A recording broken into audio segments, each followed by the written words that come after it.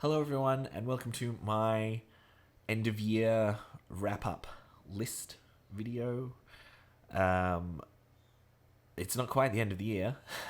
I always publish my end of year list on January 1st. I like to cram in movies until December 31st, looking at what's on other people's lists, taking note of anything that I think I better put that in before I make my rankings. Um, and sometimes that's very hard in Australia because we don't have all the releases come out here, or sometimes I'll see films early at festivals, and technically they won't be released until next year or the year after. Who knows? So I always go by what I saw that was new in the year that I saw it, which is why in this list you might see films that are a bit older or ones that are just not available yet, but ones that you can take note of. And I'm going to be focusing on some lesser known films, hopefully, lesser known films that haven't been talked about as much, but films that I still think are worthy of taking note of because even though they might not be my personal preference, they're not going to be in my top 10 or bottom 10. They're definitely going to be someone's future favorite film in this Discord. They're all films that have really interesting qualities. So I'll do a list of 10 horror films and a list of 10 horror adjacent films. And starting off with my horror film list, my first film, Patrick has already beaten me to the punch. It's Hypochondriac, but it's worth talking about again. I think it's a really interesting, slow burn psychological horror about a young gay man who starts losing control of his body. He starts having hallucinations, and it's this strange sort of drama, psychological horror. It's got very Donnie Darko vibes to it. I thought, and it goes some interesting places. Very low budget, but some very effective, simple scares, and an emotionally engaging story, and just characters that I thought it was really nice to see take the lead in a horror film, being portrayed so plainly and just so naturally. It was nice to see. Second up is the remake of Slumber Party Massacre that was made for the Sci-Fi Channel. And I mention this one only because it took me by surprise. I was ready for some complete schlock. And it was just far more competent than it had any right to be, basically. It like the first one, it was written by a female, directed by a female, and it has a very interesting slant on feminist horror, just like the original one does. But the original one famously was like co-opted by the producer to become the thing that it was parodying, whereas this one leans into that more and actually has some really fun characters and sequences, and it's just a really solid B-movie slasher that is worth a look, I think. Next up is The Unsettling.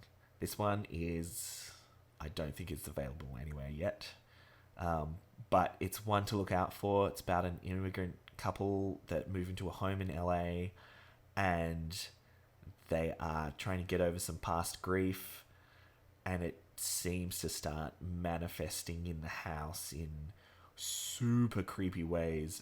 Very atmospheric film, and also some very, very specific themes to do with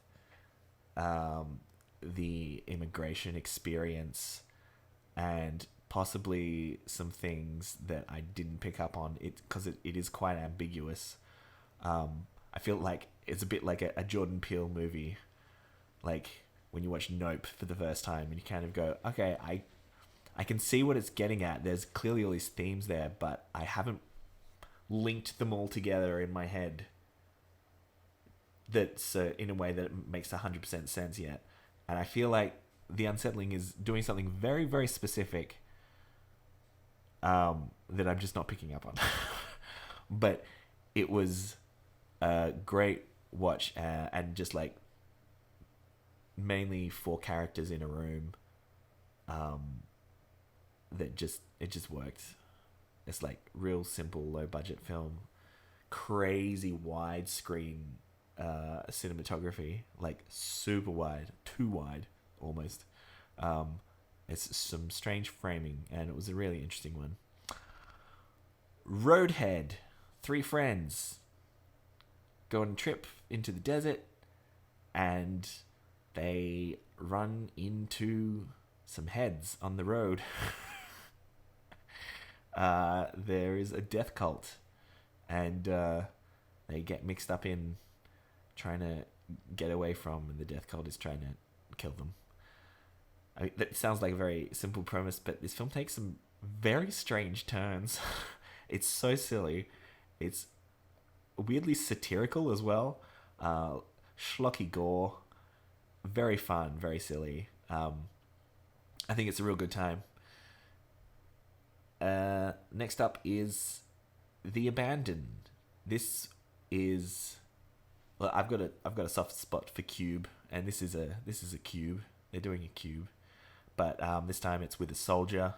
A soldier wakes up in a room with nothing but like a mobile phone, and there's some random scribblings and writings over the walls, and strange things start happening in the room. So yeah, it's basically just one guy in a room trying to puzzle his way out of it and figure out what is going on. So again, super low budget, but I thought, as far as Cube knockoffs go, it was halfway decent. It was pretty good. Next up is a bit of a cheat. I'm doing 2 films for this one, but you kind of have to put them together. They are The Third Saturday in October, Part 5, and its sequel, The Third Saturday in October, Part 1.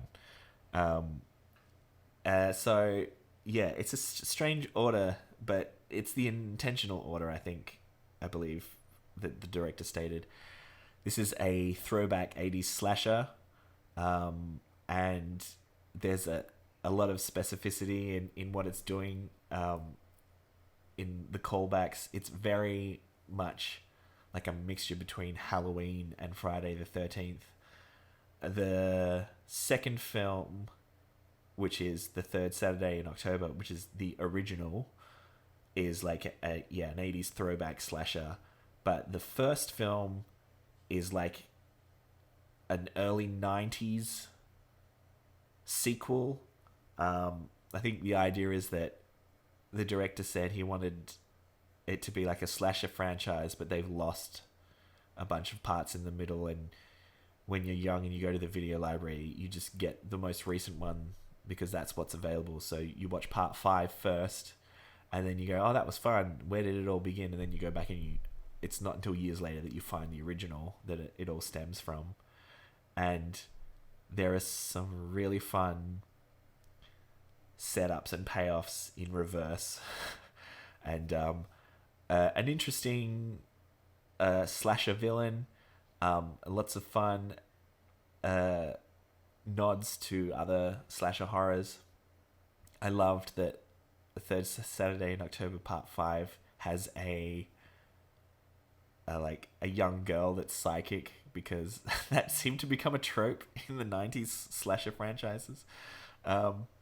Yeah, it's a lot of fun. And also it's not overly satirical in what it's doing. It's actually very sincere, and even down to being boring at times in an authentic way. Like, even the badness of the slasher is authentic. So I actually really liked it.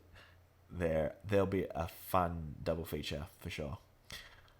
Next up is not a throwback, but a genuine film from 1983, but it was only released very recently, and that is Grizzly 2 Revenge. It was a sequel to Grizzly, which was, I think it was a 70s Jaws ripoff, basically, or maybe early 80s. Standard setup. You've got a creature terrorizing a town, and they're about to put on some big shindig to bring tourists in, and the mayor says, "Yeah, just go ahead, it'll be fine," and then there's carnage. That's basically the plot of this one as well, except this film was shot in Hungary in 1983 and was never finished because they just ran out of money. So there's the producers finally got all the footage back and has released the movie and inserted some bear effects that are kind of like Birdemic style VFX. They are wonderfully atrocious and modern, as opposed to the very 80s film grainy rest of the film. And yeah, it's got George Clooney, Laura Dern, and Charlie Sheen in the opening scene. And not only that, I mean, it's got like John Rhys Davies and Timothy Spall, the late great Louise Fletcher as the head of the park that's determined to put on her rock concert festival no matter what happens. And because they never finished it, oh god, the ending of this film is so funny. It's a terrible film. It's one of those films that is so bad it's genuinely enjoyable. So if you like those kinds of films, check this one out. You will not be disappointed. Next up is a British film called Manfish.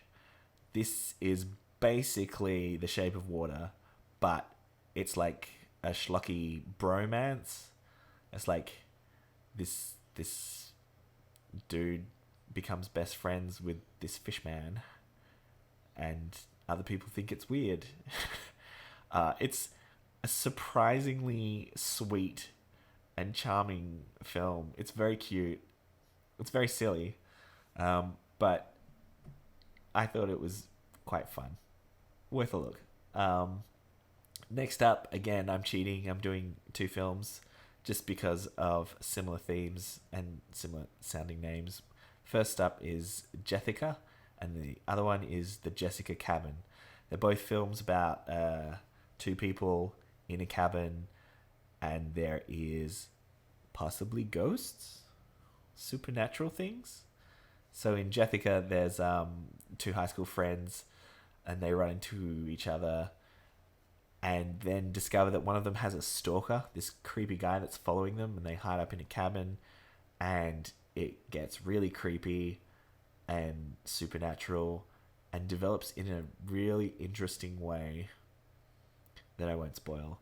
And The Jessica Cabin is two gay guys that go to a cabin, and there are ghosts there, but we see a lot more from the ghost perspective of them trying to haunt these people, or like just observing them as a couple and seeing how they're not really right for each other. And then this really, really bittersweet, unrequited love story takes place between the ghost and one of the couple, and it's very effective and it's so sweet. Yeah, it's a very cute film, worth a look. Next up is a film that I gave 2 stars to. I was not a fan. Having said that, I guarantee this film will be someone's bread and butter. This is called Enys Men. I think it's Cornish. It's set in 1973 about a woman that's studying these strange plants on a small island where she's staying in a lighthouse. And there's some old like ruins on the island as well. Um, it is pure atmosphere and style. It's like hardcore abstract folk horror, and this slow descent into madness that happens along the way. It's definitely got some kind of like Wicker Man meets Mandy kind of vibes. Something's going on with this film. It's not for me, but I know people that will absolutely love it. So putting it out there. If it sounds like it's for you, definitely seek it out. Because it's very interesting film. Even though it's not for me, someone's gonna like it. Excuse me. I got the spicy cough. Okay. Now we get into the horror adjacent list. These are 10 films that are not technically horrors, but they're, either true crime or thrillers, suspense, dark and disturbing drama, that kind of stuff. First up is Emergency. This film came out earlier in the year. It's about an underage white girl that passes out in a college dorm of two black and one Latino students, and they are acutely aware of the optics of the situation and debate the pros and cons of calling the police, and it just escalates beautifully. Nothing more that I love than something that escalates into wonderful, terrifying situations. It's great social commentary, super dark comedy, and great performances. I believe it's on Prime Video, so keep an eye out for that one. Next, I thought I should probably put an Australian film in here. So, The Stranger is on Netflix. It's a true crime story full of atmosphere and just an unrelentingly dark tone. Real, like, slow burn procedural police detective sort of drama. I was lucky enough to see this one in the cinema, and the sound design and imagery is mesmerizing on a big screen. It could be harder to watch at home. I don't know. It is a very slow paced film, but it has a really clever structure that keeps the suspense cranked into very uncomfortable levels, which I love. Next up is one from earlier in the year, The Novice, and that's Isabelle Fuhrman from The Orphan. This is like her uncut gems. It shows obsession in athleticism, and it's very visceral, and it's a beautiful character study of someone that's just pushing themselves beyond their limits, and it's again just so stressful and uncomfortable, and just a brilliant lead performance. All right, next up is A Total Cheat, but it's a sort of unofficial trilogy of Norwegian disaster movies that I watched. The Wave, The Quake, and The Burning Sea. The Wave and The Quake are actually directly related. The Quake is a direct sequel to The Wave. The Burning Sea is separate, but it's made by the same team. If you like 90s disaster movies, this is the perfect throwback, but, with really competent writing for character and plot and modern VFX. They have all the thrills of a Michael Bay movie, but without being 80 hours long. There's something just so satisfying about them.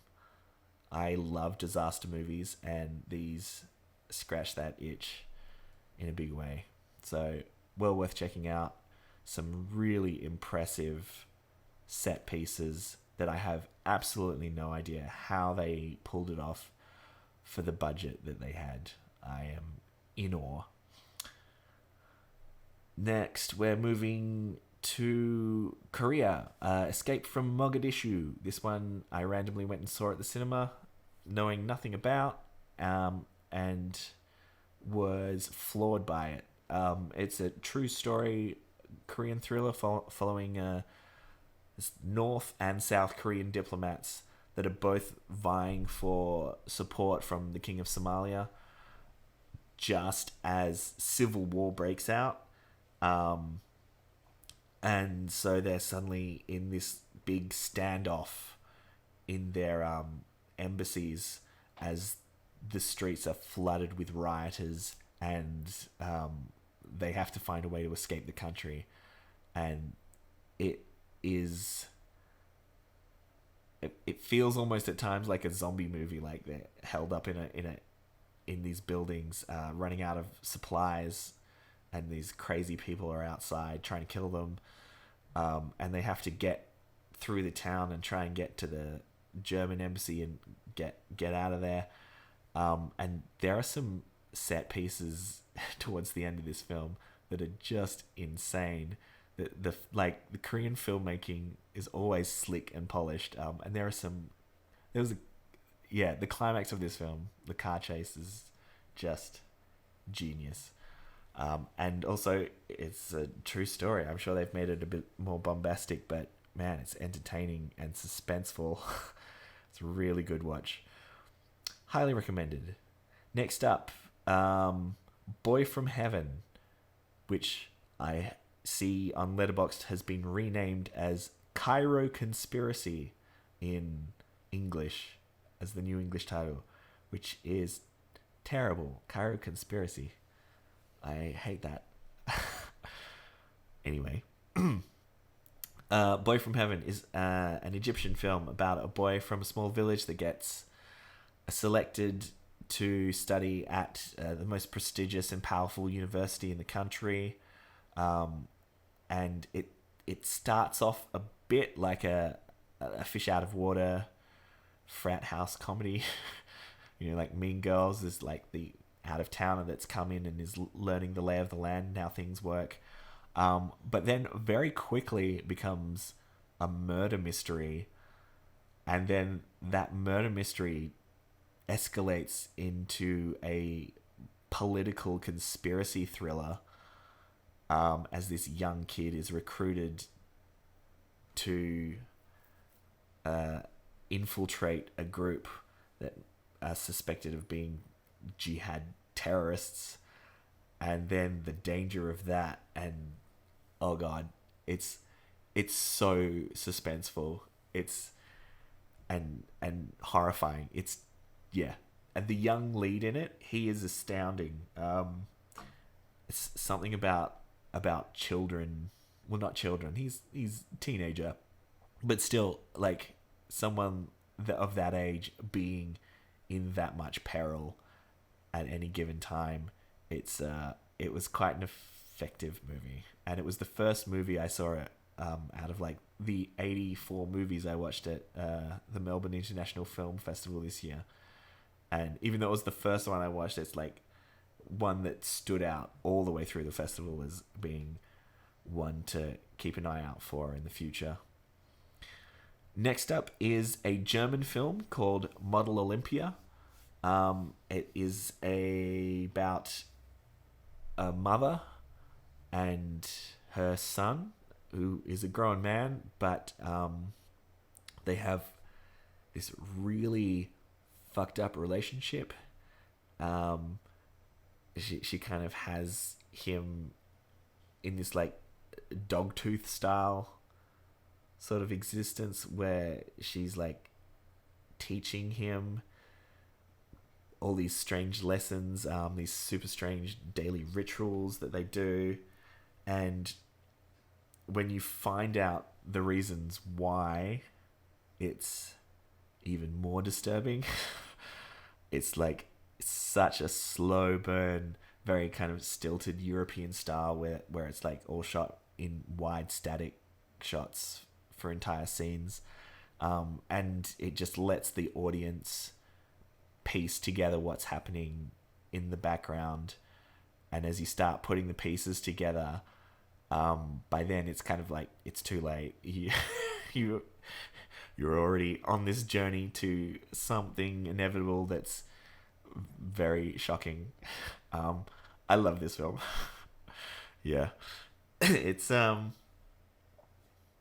it's yeah, not going to be for everyone because of the style of it. But yeah, this slow reveal is a wonderful thing to experience. Next up is A Pure Place. This is the filmmakers behind Der Bunker, which is a film that I just love saying the title of, Der Bunker. And this one is a much grander film. It's about this cult on a small island that's divided into two classes of existence. There is this upper class that are clean and they bathe and wash daily. And then there's a lower working class that are kind of slaves. They do everything and they are forced to make soap to keep the upper class clean. And these kids that get kind of ferried to the island to become slaves for this cult, and the break and the uprising that takes place. It's like this strange, almost fantastical world. Reminded me a little bit of like a Jean-Pierre Jeunet film. It's a fun watch. There's some, again, great performances from the kids in this one. It's yeah. Excuse me. Next up is Silent Land. This is, again, super slow pace. This is why none of these films made it to the top of my list, because I struggle with slow pace sometimes. But again, this is an effective film. It's leisurely holiday movie of this well-off couple that arrive at their holiday rental and discover that the pool is empty, and they kick up a fuss because it's not as advertised. And in trying to rectify the situation, something terrible happens, and again, things escalate.